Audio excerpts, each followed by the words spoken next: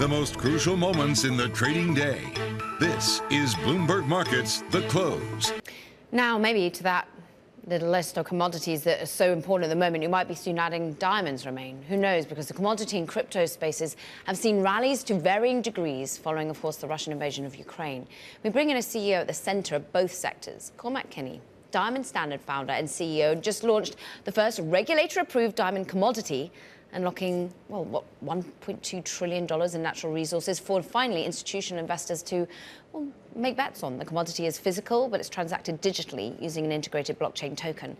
It's great to have you back with us on the show. And first and foremost, Cormac, I want to ask about what we currently see unfolding in the space of commodities, one you know well, and one where we see perhaps people wanting to put their wealth into other areas.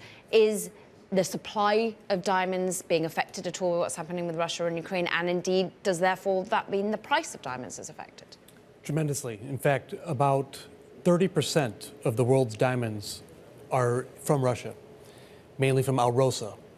And Alrosa is a perfect example of Putin's circle. And its CEO is Sergei Ivanov, who's the son of Putin's chief of staff. And Alrosa was one of the first 11 companies sanctioned by the U.S. and the EU, first stopping the financing, but now the supply of diamonds from Russia is being choked off. And that nearly 30% supply drop will certainly affect diamond prices. How much are you already seeing that? We've been talking on the show about oil, commodity, a bunch of other soft commodities, grain and wheat. What price movements have you seen in really just the last week or so alone? In the last week, over 5%. In the last 3 weeks, almost 15% that we've seen. And that we expect to continue. When we talk about diamonds, or really, I guess, commodities overall, as a potential hedge against whatever it is, geopolitical risk, inflation, do diamonds fall into that? We know people gravitate to gold, they gravitate to other precious metals here. Do people come to you and they say, we don't want this just because it's sparkly, we want this as a store of value? For the first time. Yeah. Before, diamonds were never transparent. They could never be marked to market, and therefore an investor could not hold them if they couldn't tell their investors what they're worth. So that's why our first diamond commodity was an important breakthrough, because diamonds are a $1.5 trillion natural resource that for the first time investors can use. Do you need to hold it physically in order to take advantage of that? Well, we provide the option. So our clients can take delivery and hold these commodities in their sock drawer. Most don't. Yeah. The vast majority store them someplace safe right. The vast majority store our commodities at Brinks. Yeah. And when it's at Brinks, interestingly, you can trade it instantly and electronically using a token. Remind us of the price right now, the bar that you have developed that we see on our screens right now. How much is it going for? So actually, just today, we're launching the bar for the very first time. It's the initial offering. The last time I was here, we announced the coin, which was offered at $5,000. It's since grown to $6,740 per coin.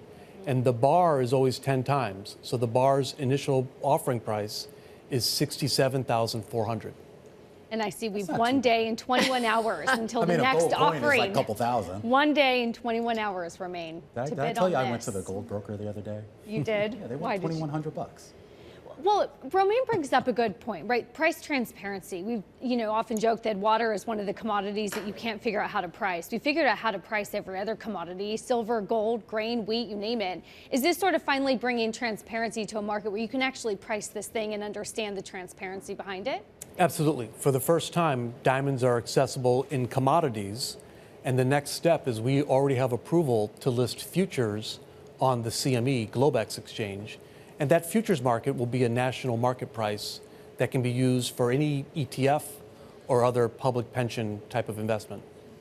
You are, my general understanding is you are not a diamond miner. That is not your background. Correct. Your background is in fintech. You said, I think either you said something about blockchain or you said something about blockchain at the park. Kind of link this all for us here, because I mean, most of our audience now is knee deep in this sort of fintech revolution. And I think a way where you kind of marry, I guess, what can kind of be considered, I guess, an old economy asset with, I guess, new economy ways of owning and trading it. That's the big breakthrough. My background's fintech and quantitative trading.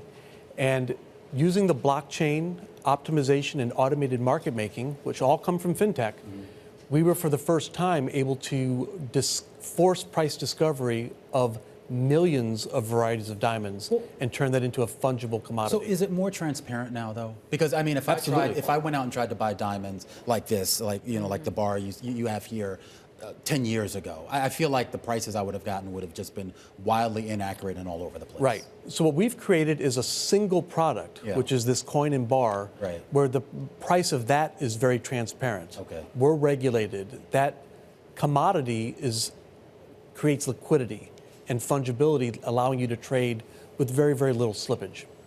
We get to keep these, right? Absolutely. He's given us all a bar of diamonds. So Absolutely. The website says it's $67,000, Caroline. You can't keep that. There you go. Cormac will be back with us tomorrow and the next day. Cormac, great to catch up with you. Cormac Kinney is the Diamond Standard founder and CEO.